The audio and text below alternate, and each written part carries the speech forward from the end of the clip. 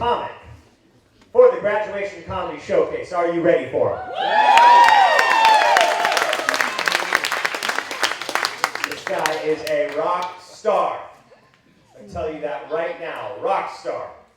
And not only is he a great comic, he is a great person. Please, everybody, help me welcome Zach Elliott.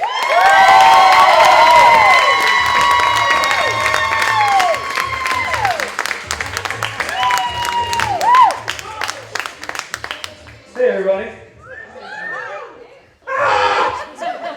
And that's the joke my kids wrote for me tonight. For those of you that don't know who I am, I'm a pastor. And that's why I got some of my church peeps out here tonight.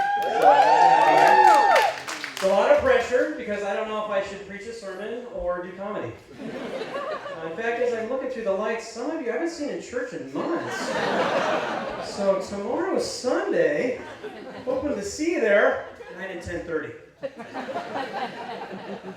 But before we begin, let's bow our heads in prayer. Oh, the look on some of your faces. Did I just accidentally join a cult? Are they going to do a blood sacrifice? I guess you should have read the fine print on the ticket, huh?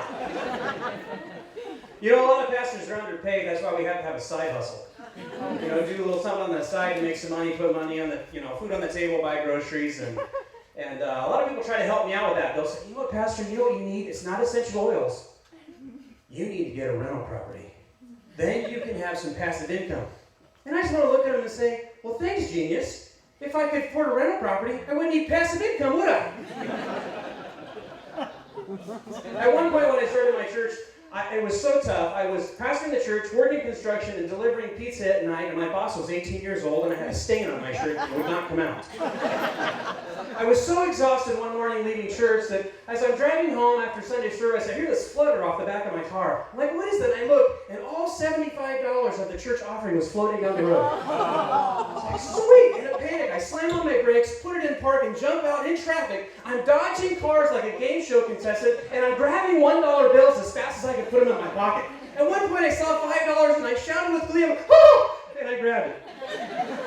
And I can just imagine somebody from my church driving by saying, is that the pastor?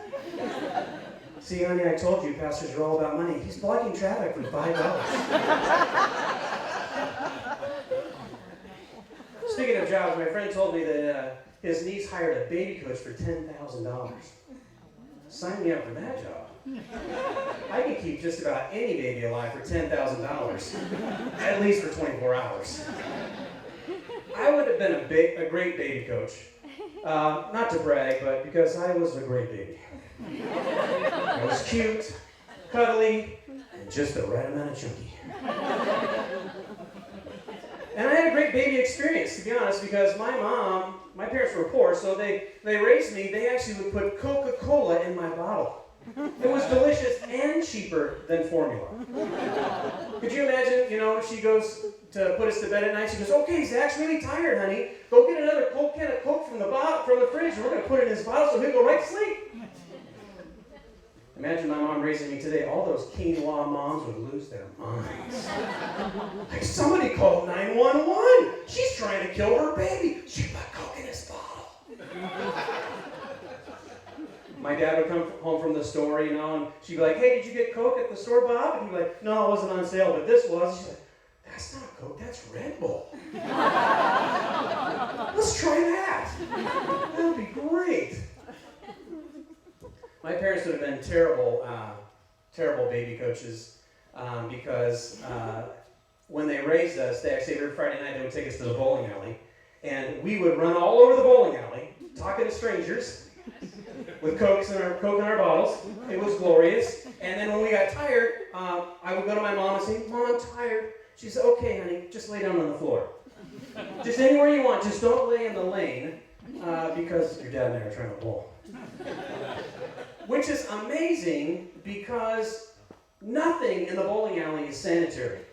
They only sanitize one place in the entire bowling alley, and guess what? It's not where you put your fingers. The ones you're going to use to eat chicken wings with later? It's not sanitary in there. It's gross. It's pretty shocking. It's pretty shocking. It's not COVID friendly in a bowling alley. Which is another interesting topic, because if COVID taught us one thing, it taught us where the most dangerous place in the world is. In a car, all by yourself. That's where you need a mask. Some of you, 2 masks. The other day, my wife and I were sitting outside the coffee shop. This lady pulls up in her car by herself wearing a mask. And I'm watching her, I'm like, you're crazy.